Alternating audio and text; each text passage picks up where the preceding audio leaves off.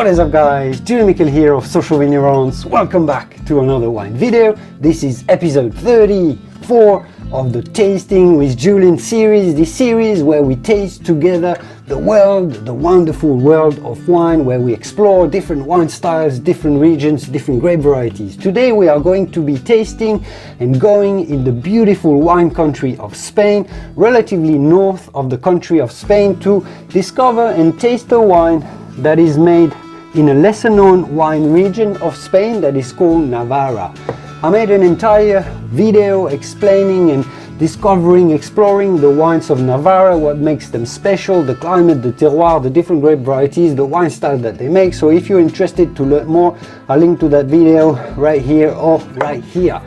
So I'll keep it short about Navarra today. You have to know that it's a lesser known wine region of Spain because it is just neighboring the most famous of all Spanish wine regions, the Rioja. It is just next to the Rioja, so that's in the north and center of the country. They are bordering the Pyrenees mountains, they are relatively close to the Atlantic Ocean, and they are also relatively close to the center of Spain, which is also very hot. So they're getting cooling influences from the Pyrenees, from the ocean, as well as the heat and the sunny sun of Spain as well. So they have an interesting combination of different terroirs from the mountain and the different areas there. They make mainly red wines, or even though they were famous at some stage for making rosés as well. So we are going to be tasting a red wine.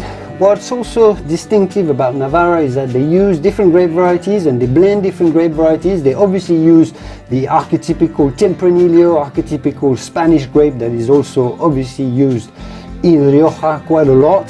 They also use some Grenache or Garnacha, which is also used in Rioja as well. And they have imported, because they are close to the border with France, they have imported as well some Cabernet Sauvignon and some Merlot. And this is exactly what this wine is about. This is made by one of the famous and one of the reputable producers in the area, that is called Castillo Monjardin. This is a wine that is called Crianza, Origen Crianza, meaning that it's aged for about 12 months. So this is around middle range. In Spain you will have this hierarchy of wines with the young wines that are called Joven, and then the more matured wines that are the Reservas and the Grand Reservas. Crianza is intermediary, it's just above the entry level, let's say. So this is aged for about 12 months in oak barrels. This is a very affordable wine. You can find this for $10–12 in the US, so that would be £7 or £8. In the UK, 6 or 7 euros. In main Europe, because Navarra is lesser known and it's just neighboring Rioja, it's just been overshadowed by the fame of Rioja, so there are some interesting wines to be found over there. So this is a blend of and it's deliberately a blend. They used to, and they like to use different grape varieties and combine the different characteristics to make a more complete, more interesting whole. So this is a blend of 40% Tempranillo with 40% Cabernet Sauvignon, yes, and a 20% Merlot. So this is no Grenache in this wine. Interesting producer. They do make quite a range of wines, varietal wines as well. They make some Reservas and Grand Reservas, but we are going to focus on this Crianza because this particular wine has been voted 2 years in a row the best Crianza wine from Navarra. So annually they make a wine competition where they taste all the wines from the area, or as many wines as possible from the area, and they rank the wines, gold medal, this sort of silver medal, this sort of ranking. And this wine in the Crianza category, so the wines that have been aged for about a year in oak barrels, intermediary class of wines, this has been voted the best Crianza wine in Navarra. So this is a good opportunity to learn more about the wine styles of red that they make in Navarra. I hear that the Grenache and the Garnacha that they make in Navarra are particularly interesting. This is more of the blend, gathering different terroirs, different expressions of grapes, always in an affordable style. So let's have a look into this wine. So we've got A fairly dark, decent color. It's not overly dark, so again, intermediary style, so we're not with the opulent, rich style, but it's got a bright and nice and shiny color. The aromatic profile is quite vibrant actually. I am getting some really fresh blackberry, so this is not jammy, this is more on the raspberry, fresh raspberry, fresh blackberry aroma. It is ripe, there's a touch of vanilla, so we can distinct the oak here. It is also really spicy and quite peppery. There's a bit of green pepper, it's a little bit herbal,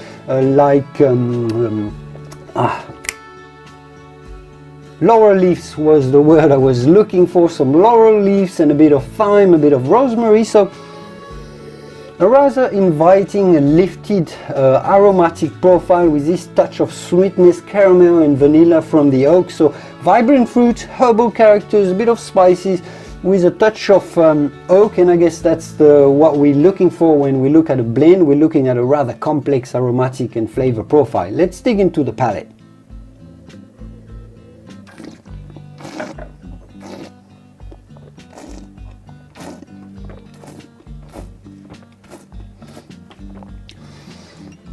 So we have here a wine with a medium density. There are quite a few tannins. I mean, if you're not used to drinking reds, you would find that there are a certain amount of tannins. They are a little bit granulous, but you can feel that they have been softened nicely by the oak.